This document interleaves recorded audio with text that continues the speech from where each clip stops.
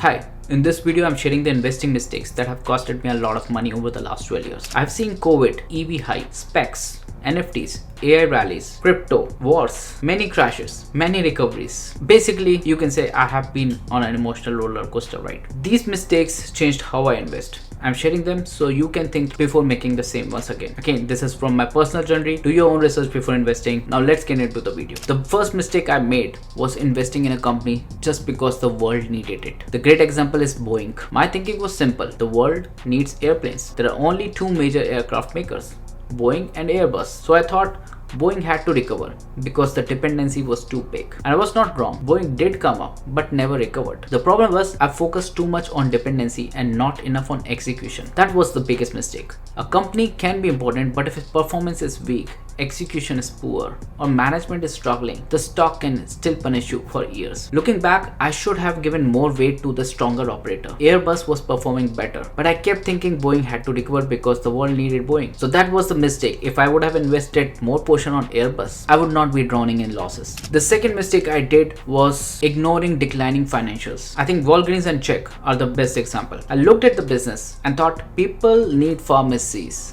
People need medicines, people need prescriptions, and I have been seeing that there are only Walgreens and CVS are the major players in this market. So the business should eventually recover, but the financials were telling me a different story. The revenues were declining, the profits were declining, and I looked the other way, thinking that this business will recover one day and I'll get my money back. And I was dollar cost averaging on it. The dollar cost averaging has helped me to reduce the losses, but I still end up having $15,000 to $20,000 of losses on Walgreens itself when it wrapped up its business. The third mistake was investing in slow recovery sectors without understanding how long recovery can take. You take example of auto, telecom, biotech. They fit perfectly. In my case, the stock was Volkswagen. On paper, it looked strong.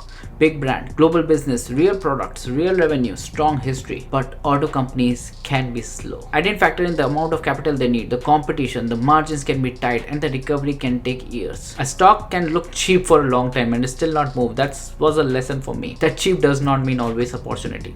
Sometimes cheap stays cheap because the market sees the problem before you accept it. So now when I look at the beaten down sector, I don't just ask, is this cheap? I ask, what will actually make this recover? Like I have invested money in Nokia, it recovered. But then that not happens with every stock. And most of the cheap stocks remain cheap. The next mistake was chasing hype cycles. So in 2021, everything was about EVs, specs, space stocks, futuristic companies, and big stories. Some stocks were moving 100 to 200% in very short time. And when you see that, your mind start playing games. You think maybe this is the next big thing.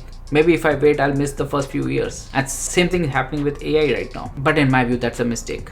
After seeing multiple cycles, I have learned that hype settles down. COVID stocks settle down. NFTs settle down. Special acquisitions settle down. Electric vehicle hype settle down. And in my opinion, AI will also separate real companies from the expensive stories. Again, that does not mean AI is fake. It means not every company with AI story deserves any price. Eventually, we'll find out. The next mistake is focusing more on dividend rather than on capital gains. So I had held so many stocks just because they were paying good amount of yields, 4 to 5% yield. And given I am in my 30s, it does not make any sense because I've seen that I've let go all those gains. The stocks came down and even those companies have cut down their dividends. Bell is a great example. So I've learned my lesson the hard way, that it's better to kind of focus on the gains rather than dividends. The last mistake that I like to share is selling covered call on the stocks I strongly believe in. So this has happened with me on Oracle and Target. So on both the stocks, I had great conviction and I was holding it and they were just 40-50% up already. And I put covered call thinking that they won't go up to 30%. Just to collect some premiums. They went really up. Even Oracle moved 30% in a single day, as I remember. And basically I got stuck. I now can't sell. I now have to buy back the covered call either, or I have to basically let go all the gains that I was supposed to get from this Oracle stock. So that was the last mistake. And if you like this, comment more and I will bring back more mistakes that I have made in my last 12 years that have costed me a lot of money. But I'll see you in my next video. Take care. Bye bye.